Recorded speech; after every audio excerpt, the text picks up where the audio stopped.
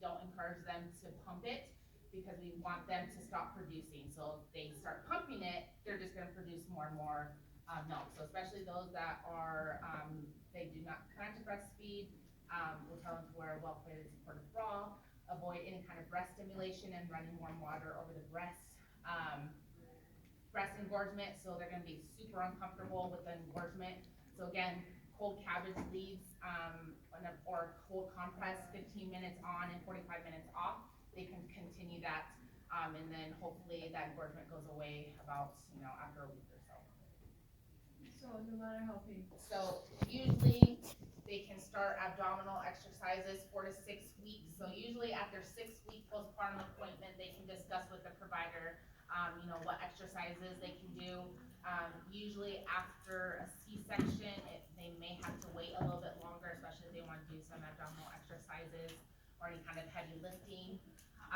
General rule, so for our C-section moms, just kind of remember is to climb no more than 1 flight of stairs once a day and not lift more than 10 pounds in the first 2 weeks to help with that healing process of the C-section. And then again, when baby sleeps, mom should sleep. That's the resting period, but typically moms will never sleep once that baby is here. So you always can promote it, but does it happen? Most of the time. Nutrition, we want to encourage non-lactating clients to consume 1,800 to 2,200 calories a day. So, the healthy amount of calories a day for any adult. We want to instruct the lactating client to increase the caloric intake to help with the milk production. So those that are lactating and they're breastfeeding, they should add an additional 450 to 500 calories to their diet. Iron supplements can be prescribed for clients that if they're still a little anemic after delivery, they may be on iron supplements, but also the iron supplements may be reduced in postpartum just because they don't need all that extra blood supply. And then continue taking prenatal vitamins up to 6 weeks following birth, and then consume just a nutritious diet and all food groups, so high in protein, which aid that tissue repair. Why do they continue taking that? Yeah, I have it on 18. Because your body's like, it just helps kind of. Because you have the leftovers in Clinical start around. or like when you're breastfeeding, you still have to, because you're giving the baby a lot of. So this is the fun part. So they should not have sex until cleared by the provider. So approximately, usually 2 to 4 weeks after delivery. Now, if there's any lacerations involved, they should be fully healed before they engage in any kind of sexual activity. And the episiotomy also needs to be fully healed, and then lochia should be white, where they can resume sexual activity.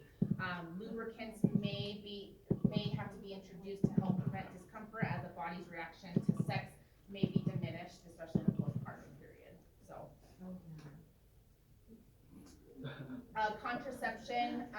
So usually they'll discuss, in postpartum what they plan on contraception, what type of contraception, or they'll go into their postpartum appointment, and then they'll discuss it then. But ovulation can begin 1 month after delivery.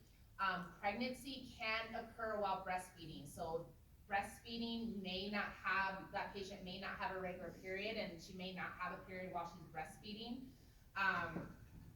And so if menses have not returned, that doesn't mean she can't get pregnant. So always let them know, if you are breastfeeding, you can get pregnant, because a lot of them, won't be that like, I'm breastfeeding, I haven't had a period, and then they find out they're like 3 months pregnant.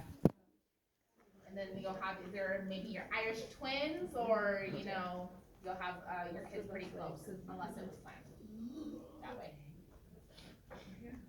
And then just potential complications. So we want the patients to come in to the hospital or call the provider right away if they're having any kind of chills or fever greater than 38 degrees Celsius. Any change in vaginal discharge, so if they notice some increased bleeding, or if they are noticing possible infection, it's starting to smell, they need to come in. Episiotomy, laceration, incisional pain, if that doesn't resolve with the medications, and they are noticing any kind of dryness, or they're still pretty swollen after, a couple of weeks or so, and it's just getting worse, they need to come in because it should be getting better. Pain or tenderness of the abdominal pelvic areas, again, if it's not relieved with pain medications, definitely need to come in. Breast with localized areas of pain, so we'll go more into that with postpartum complications, but they could get like mastitis or blocked milk duct, so they'll get infection that way. Calves with localized pain, so again, they could have gotten a DVT, so they need to make sure they don't have any tenderness, redness, or swelling in the lower extremities. Urination with burning pain, frequency, and urgency, they could develop a UTI at that point, so they need to come in so we can get started on antibiotics.